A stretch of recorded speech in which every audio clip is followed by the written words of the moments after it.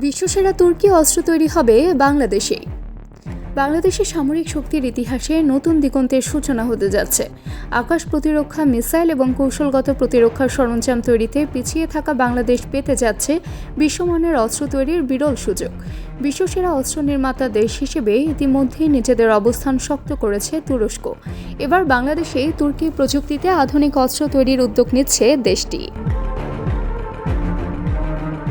সম্প্রতি বাংলাদেশ সফর করেছেন তুরস্কের প্রতিরক্ষা শিল্প সংস্থা ডিফেন্স ইন্ডাস্ট্রি এজেন্সি প্রধান হালুক গরগুন। ঢাকায় তিনি সাক্ষাৎ করেন প্রধানমন্ত্রীর প্রধান উপদেষ্টা ডক্টর মোহাম্মদ ইউনূস এবং সেনা প্রধানের সঙ্গে। বৈঠকে প্রতিরক্ষা খাতে কারিগরি ও কৌশলগত সহায়তার আশ্বাস দিয়েছেন তুর্কি প্রতিনিধি। এতে বাংলাদেশের মাটিতে আধুনিক যুদ্ধ সরঞ্জাম উৎপাদনের সম্ভাবনা আরও জোরদার হয়েছে। তুরস্কের এই প্রতিরক্ষা শিল্প সংস্থা সরাসরি দেশটির প্রেসিডেন্ট রিসেপ তাইয়েপ এরদোয়ানের অধীনে কাজ করে।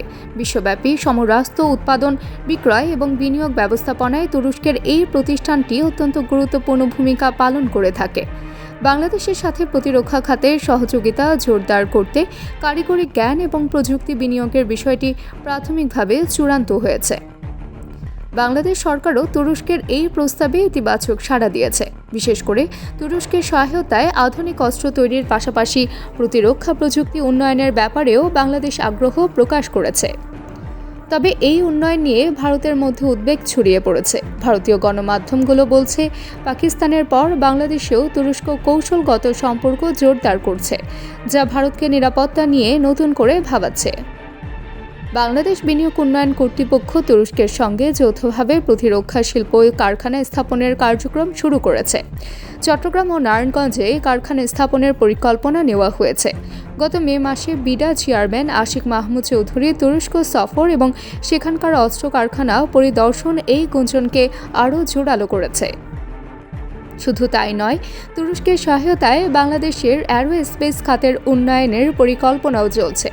তুরস্কের সঙ্গে বাংলাদেশ যৌথ সামরিক প্রশিক্ষণ, গবেষণা উন্নয়নের সুবিধাও পাবে। এর আগে বাংলাদেশ তুরস্ক থেকে বেরাক্টার ড্রোন, মাইন প্রতিরোধী যান, আর্মার্ড পার্সোনেল ক্যারিয়ার, ছোট আগ্নেয়াস্ত্র ও রকেট ডিফেন্স সিস্টেম সংগ্রহ করেছে। স্বয়ংক্রিয় কামানের গোলা কেনার চুক্তিও হয়েছে। এছাড়া সামরিক হেলিকপ্টার কেনা, নৌবাহিনীর জন্য জাহাজ নির্মাণ, কোস্টগার্ডের জন্য পেট্রোল বোট তৈরিতেও তুরস্কের সহায়তা নেওয়ার আলোচনা চলছে। তুরস্কের বিখ্যাত অটোকার, টুলপার, লাইট ট্যাঙ্ক কেনার বিষয়েও দুই দেশের মধ্যে আলোচনা চলছে। বিশেষজ্ঞদের মতে, এসব উদ্যোগ সফল হলে বাংলাদেশ দক্ষিণ এশিয়ার প্রতিরক্ষা শিল্পে নতুন যুগের সূচনা করবে। তুরস্কের মতো ন্যাটো সদস্য দেশ থেকে এই ধরনের সহযোগিতা বাংলাদেশের সামরিক শক্তি এবং কৌশলগত অবস্থানকেও আরও সুসংহত করবে।